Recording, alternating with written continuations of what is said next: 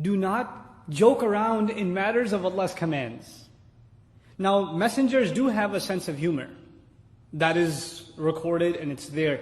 The Messenger ﷺ used to be humorous himself. There are many occasions where he laughed and made the Sahaba laugh and things like that. There are occasions of humor in other lives of prophets that are recorded in the Quran as well. But when it comes to Allah's commands, that's not a joking matter. That is not a joking matter. Here, a very important lesson for all Muslims, especially in our time. There's a very deliberate desensitization of Muslims taking place. We don't see it at its face value because it's happening covertly. You know what it is? They'll make fun of a prophet. It won't even be Muhammadur Rasulullah sallallahu alaihi wasallam. They'll make fun of Jesus. They'll make fun of Musa alayhi salam. They'll make fun of Adam alayhi salam. They'll make fun of these prophets in their cartoons or stand-up comedy or whatever it is. And the first time you hear it, you'll be like, astaghfirullah, and you'll change the channel. The next time around, it's not that bad. It's okay. Actually, it's kind of funny. And then they'll keep crossing the line until they get to the Messenger himself, sallallahu alaihi wasallam, right?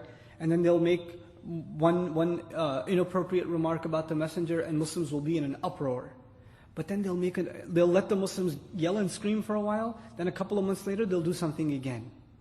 So they'll have the satanic verses back in the day in the 80s, right? Then a few years later, then we might have something like the Danish cartoon. Then a few years later, there's the South Park Bear is going to be there. And there's going to be like every few months, there's going to be something. And then what happens is, the first time you yell and scream, the second time you yell and scream, the third time you get a little tired. And what's being done is you're slowly being dulled. You're being dulled, your reactions are being dulled out, right? And it's a very measured mechanism by which you can desensitize a nation to the point where they're like, what's the point? And you just become completely desensitized. If you understand that this is the game, then you don't fall into the game. But you first have to understand the game is being played with us. A lot of Muslims we don't think of street smarts, we don't think of how these games are being played with the ummah and its sentiments at large. First of all, our reaction is not supposed to be emotional. Our reaction is supposed to be intellectual. And it's supposed to be in language.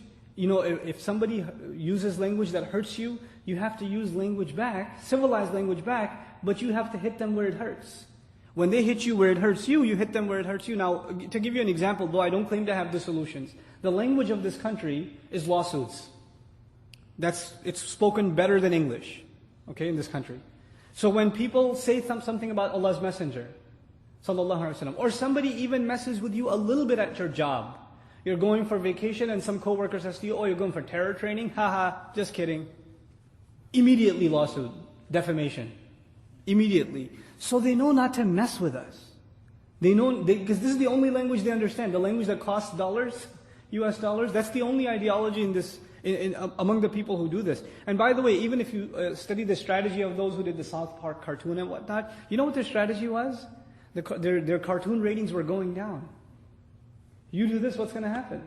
Advertising money, they're on the news, everybody wants to watch the video, etc., etc. And the ratings go back up. We gave them the popularity. We handed it to them. Who was going to buy Salman Rushdie's book? The guy's a joker. Who was going to buy his book? The only thing that increased his sales is us, is our reaction to him, And now on the contrary, look at one of the more intelligent responses. There was attempts in New York City to make a progressive or enlightened, reformed version of Islam where women lead prayer and things like that. You must have heard about that. Though the sister, from what I've heard, has made istighfar since and has retracted her position on the issue, the one who led the Jumu'ah prayer and whatnot. Initially, Muslims were going crazy and this and that and the other. But the Muslims in New York, guess what? There's a bunch of idiots. Let's just, don't pay them attention because that's all they live off of. So they stopped paying attention. And guess what? Disappeared.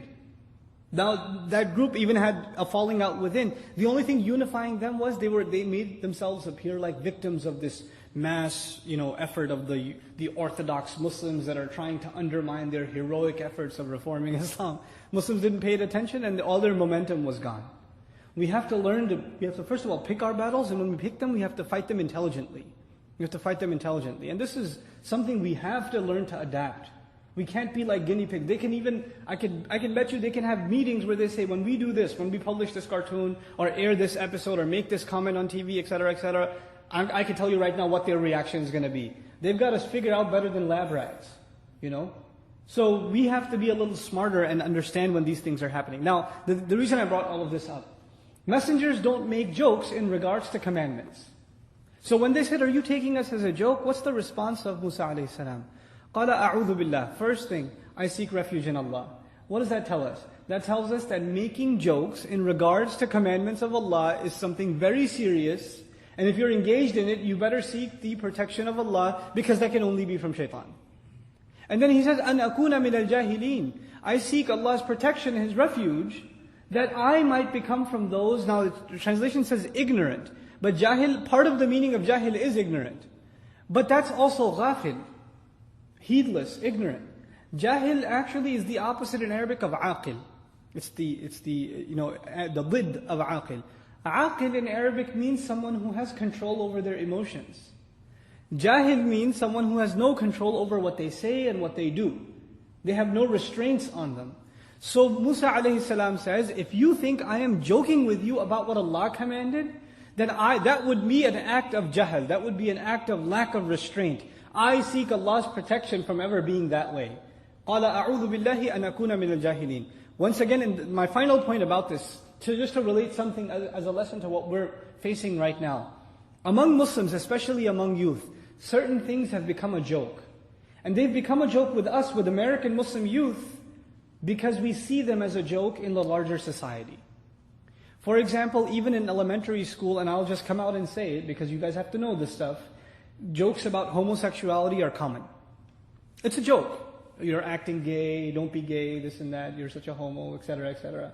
That's what she said. These kinds of jokes that have to do with fornication, adultery, homosexuality. These are common jokes. It's considered small talk. It's not a big deal. Are these serious matters of crimes as far as our deen is concerned? They're very serious. The first line of defense, the first crack, when you stop taking something seriously is when you can joke about it. If you can joke about it, it's an indication you no longer take it that seriously. So when the society jokes about it, homosexuality was actually entered into mainstream culture in America. If you study history, it was entered by means of comedy. It was entered by that means. First it was something to be laughed at and laughed about, and it was entertaining, and eventually it just became so much so a part of, the culture that it's kind of crazy. A friend of mine was playing basketball the other time in New York City. In Queens, he's playing ball, and somebody called a foul, and the other guy says, "Man, you're being gay." And the guy goes, "What's wrong with that?" And he starts getting angry. This is how crazy it's become, But our children, Muslim children, don't think they're immune from these things. They hear these things all the time. They see them all the time. So when this happens to them, they make jokes about these things that in and of themselves are completely and utterly unacceptable in Islam. And this would be an act of jahl.